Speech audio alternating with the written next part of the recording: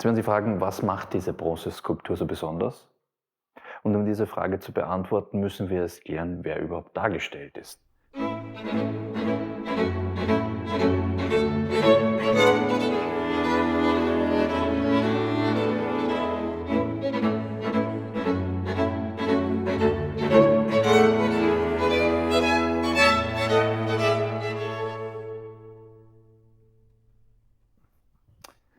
Willkommen auf unserem YouTube-Kanal. Mein Name ist Alexander Greff, ich bin Mitarbeiter im Kunsthandel Stefan Andrewitsch und ich darf Ihnen heute eine ganz besondere Bronzeskulptur vorstellen. Jetzt werden Sie fragen, was macht diese Bronzeskulptur so besonders? Und um diese Frage zu beantworten, müssen wir erst klären, wer überhaupt dargestellt ist. Und zwar ist ein Kaiser der Habsburger dargestellt, wahrscheinlich der bekannteste Kaiser überhaupt, nämlich Kaiser Franz Josef I.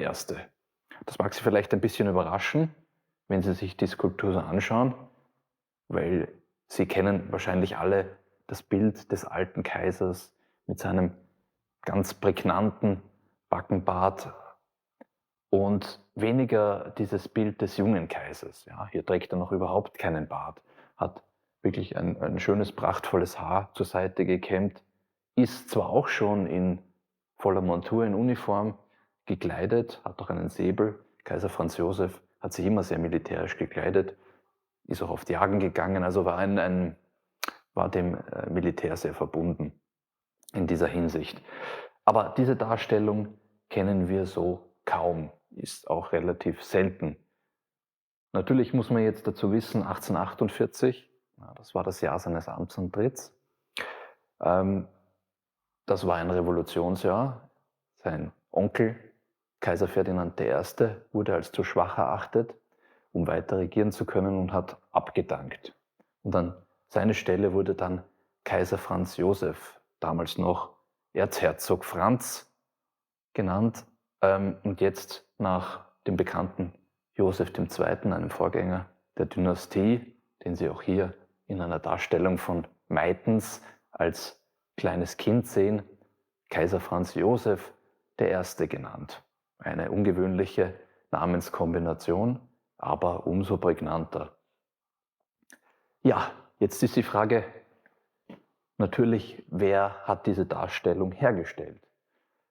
Und zwar ist diese Bronzeskulptur von David Hollenbach aus der Manufaktur David Hollenbach. David Hollenbach war ein deutscher Einwanderer, wurde 1810 geboren, hat um 1840 seine Manufaktur, Bronzemanufaktur und Erzgießerei gegründet in Wien, war ein gelernter Gürtler.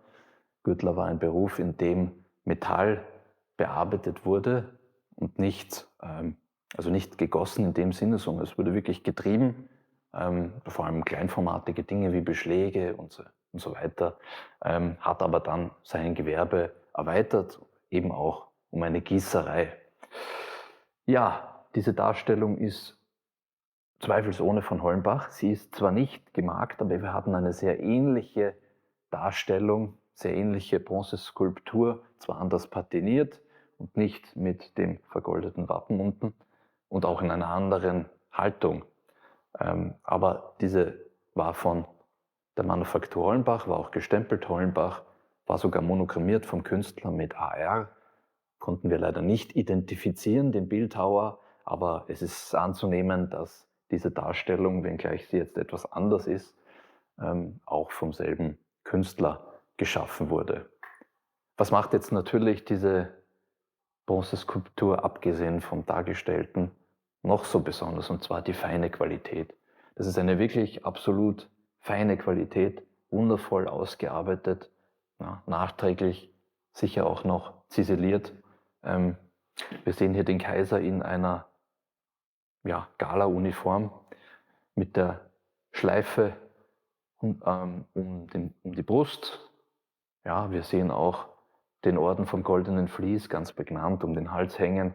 Wir sehen seine verschiedenen Auszeichnungen, die man natürlich auch so genau erkennen kann, dass man sie analysieren kann.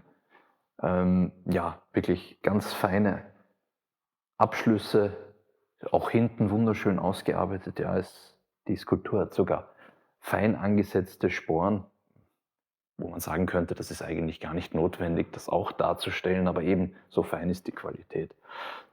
Das Ganze ist natürlich, hat einen Sockel, der entsprechend der Zeit in einem ja schon ein bisschen neobarocken Stil ausgearbeitet ist. Wir sind ja hier schon fast in den 1850er Jahren, ganz typisch. Ja, auch die Vergoldung ist entsprechend der Zeit keine Feuervergoldung mehr, sondern eine galvanische Vergoldung.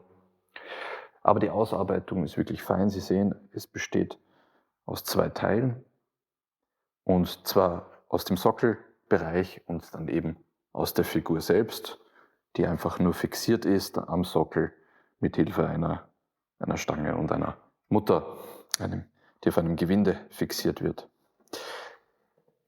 Ja, was bleibt zu sagen? Es ist eine wirklich feine Ausarbeitung, eine Qualität, die man selten sieht, eine sehr schöne, passende Patinierung. Und der Kaiser ist wirklich in seiner ganzen Würde dargestellt. Man hat dergleichen eben im Jahr 1848 und wahrscheinlich auch noch in den Folgejahren produziert, um auch Werbung für den Kaiser zu machen, Werbung für das Kaiserhaus zu machen und diesen neuen Kaiser wirklich zu propagieren. Und ja, man sieht am Erfolg Kaiser Franz Josefs, der ja bis heute wirklich so bekannt ist, auch natürlich durch seine Gattin Elisabeth, Sissi genannt, sieht man, dass dieser Erfolg auch gefruchtet hat. Er war vielleicht nicht der progressivste Kaiser, aber zweifelsohne einer der wichtigsten, wenn man heute an die Habsburger denkt. Ja, wenn Sie solche Objekte interessieren, wenn Sie Ähnliches sehen wollen, dann besuchen Sie uns in unserer Galerie in der Stahlburggasse 2 im 1. Wiener Bezirk in der Innenstadt. Wir sind nur 3 Minuten vom Stephansplatz entfernt und wir haben auf 300 Quadratmetern nicht nur Uhren, wie Sie hier eine sehen, sondern eben auch Kunstgewerbe und Malerei aller Art. Vielen Dank.